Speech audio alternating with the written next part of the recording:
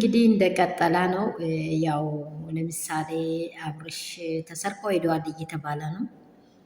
እንደ ሌባ ለምሳሌ አንድ ሰው ሽንት ቤት እንዳይሄድ፣ አንድ ሰው ውጭ እንዳይወጣ፣ አንድ ሰው ተንፈስ እንዳይል የሚጠብቁ ብር ከፍሎ ጎረቤት ላይ ቆሞ የሚጠብቁ ሰዎች አሉ ማለት ነው። ብር ተከፍሏቸው አሁን ለምሳሌ ሄርሜላ እንዲህ አድርጋ በትዳሯ ላይ በህይወቷ ላይ ይህንን ባል አግብታ ለምሳሌ አብርሃም ውሳኔው የሄርሜላ ነኝ ብሎ ቢኖር የሩታን ህይወት እንደዚህ አጨንግፎ የሩታን ህይወት እንደዚህ አጨማልቆ አብርሃም ወደ እሷ ሄዶ የሚኖር ይመስላችኋል? ይሄ አንድ ታርጌት ያዙት። ሁለተኛ ደግሞ ሄርሜላ ለምሳሌ ሜዳ ላይ ነው ቀለበቷን የጣላት። ሜዳ ላይ ማንም እንትን የማይልበት ስፍራ ላይ ዓለም በሚያይበት ሜዳ ላይ ነው። በቃ እያንዳንዱ ያለበት ስፍራ። አሁን አብርሃም ሄዶ እሷ ስትሲመው ምን ስትለው ጀዝቦ ነው ያለው። ታውቃችኋል አይደለም? ይሄ ትክክል እኔም 100% ትክክል አይደለም። እኔ አምነዋለሁ እግዚአብሔርን ትክክል አይደለም። ትላንት ጠዋት እንደዚህ ተደርጎ ማታ ደግሞ ሹሩባዋን ፈታ። ይሄ ሁማኔር ማለት ምን ሰይጣኗን እንደዚህ ጭንቅላቷ ላይ አድርጋ በቅጽበት መሀል ፀጉር ቤት ሄዳ ነው የመጣችው። እኔ ግራ ነው የሚገባኝ። ወይስ ያኛውን ፀጉር ቁጥጥሩን ሊሶት ወይንም ቢላጭ ገብቶ ጠርጎ ወይንም ጤሎት ደግሞ ሌላ ለብሳ ነው የመጣችው ወይስ እንዴት ነው? አንድ እሱ ነው። ሁለተኛ ደግሞ ይቺ ሴት ሰው ናት? ሄርሜላ ሰው ናት? የኔ ወንድሞች የኔ ወዶች ሄርሜላ ሰው ናት?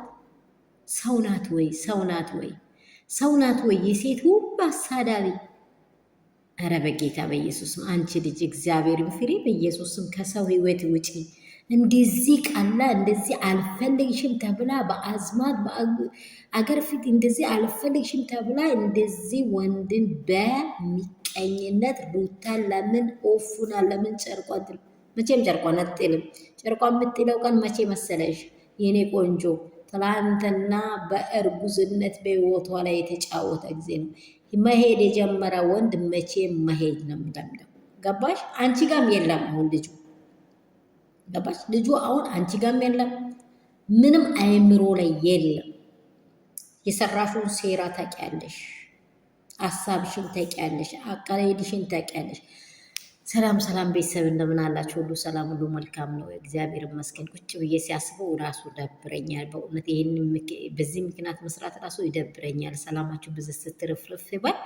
እኔ በሴት በኩል ሴትነቴ በቃ በጣም እየዘገነነኝ ነው የሚያወራው። ይሄ የሴጣን ስራ ነው እንጂ የሰው ስራ አይደለም። እሷ ሰውንም አይመስለኝም።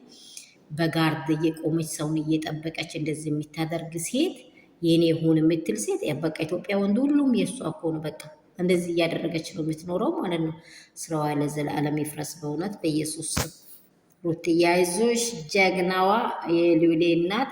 መቼም ቢሆን ደግሞ ይሄ ነገር እውነት አይሆንም፣ እውነት አይሆንም፣ አይሆንም። ትክክለኛ ዩቲዩበሮች እኮ ስራ እየሰሩ አይደለም፣ ውሸት እንደሆነ አውቀው ዝም ብሏሉ።